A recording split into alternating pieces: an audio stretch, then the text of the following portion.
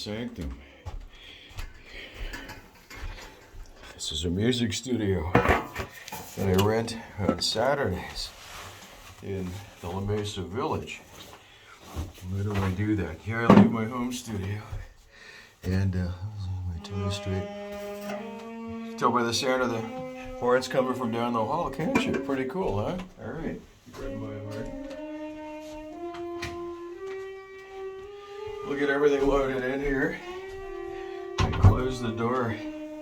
This is kind of a special place for me. Probably a special place for a lot of people because it's been here for something like 68 years. I'm upstairs in a little music studio over a music store in the La Mesa Village. Been here for a very, very long time.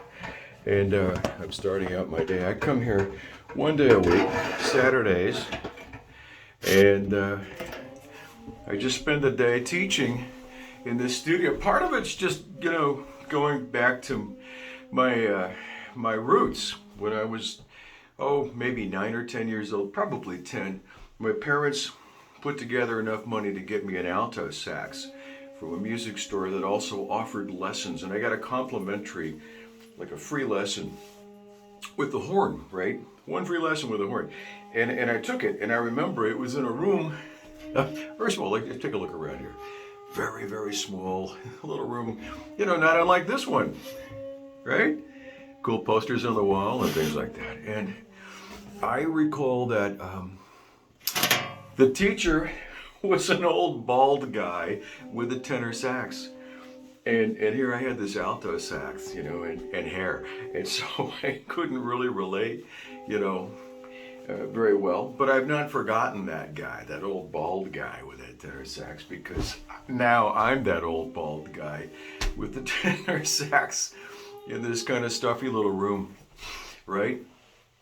A lot of things happen here. And I think the reason, that the main thrust of today's visit here, I guess we could call this a video log, right? Because it's not really a lesson, is just to talk about, your roots. Where did you start?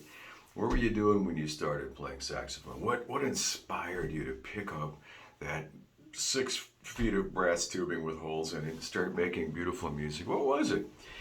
Did you start in a little room like this with a teacher? All right. Well, today, 68 years later, things have really, really changed. Well, for me, 58 years, but things have really changed now. We have YouTube, right? We have online lessons. And the online lesson thing is a huge business, right? Like everybody's jumping on that bandwagon.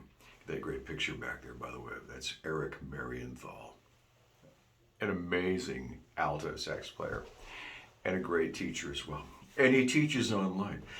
The thing that I don't want to put down online teaching, because here we are together online. You're on my YouTube channel.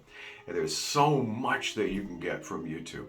But there are 2 things I want to remind you to do. Get a teacher. Get someone that you can sit with in a little room like this, right? Or, whatever the situation. Be it a city park or their house or whatever. Get a live teacher. YouTube, for all intents and purposes, should be your supplemental. It's like a book, okay? It's like having nobody, for all the great information that's available to you online, those teachers can't hear you. They cannot see the position of your mouthpiece. They can't check out your reed, your horn. They can't determine, your posture. They don't see you, right? Second thing is, it's kind of when you walk up the stairs outside, we're above this music store, right? And first of all, the music store is kind of a sacred place to me. But second, you walk up those stairs and you come down the hall and you hear all these other people, making music on their instruments to varying degrees. But you're going to face your teacher with whatever your assignment was for the week. You're going to come in here and you're going to have to deliver the goods, right? And it causes you to step up a little bit, There's a little bit of performance anxiety that goes along with that, but you step up. Now you lose all of this if you get to study YouTube lessons and in the privacy of your own home without anybody to be accountable to. There's nobody to be accountable to when you're studying solely with soul online. So I want you to just, keep that in mind, right? Preserve the feeling of what it was when you started. Make sure that you're working with an actual teacher. You're sitting down with somebody, or another sax player, or another. I mean, even if you haven't got that, unless you live in maybe the middle of the I don't know, the Antarctica or something like that, or the Amazon rainforest, there's got to be somebody near you that plays an instrument.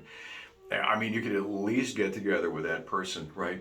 Which is, but preferably someone who plays your instrument and plays it pretty well. Okay, so I want you to think about that, not just buy these online lessons or whatever. We're an adjunct to sitting with someone, and that's how it's done. This is a skill set, right? Learning an instrument is a skill set that is handed down. Think about all the guys that played, the old masters that we still study to this day. How did they learn? Some of them had instruments, some of them had lessons, but most of them will tell you that they learned from each other. They learned by playing with people who were better than them. They learned on the bandstand, okay? In other words, the personal contact and the skill, the craftsmanship of playing the instrument was passed along. Okay, that's all I got. Waiting for my first student to show up. Oh my goodness. So we'll catch you again next time. Thank you all so much for being here. If you care to support the channel and help me out, please click my Patreon link below. I'll catch you next time. Thank you.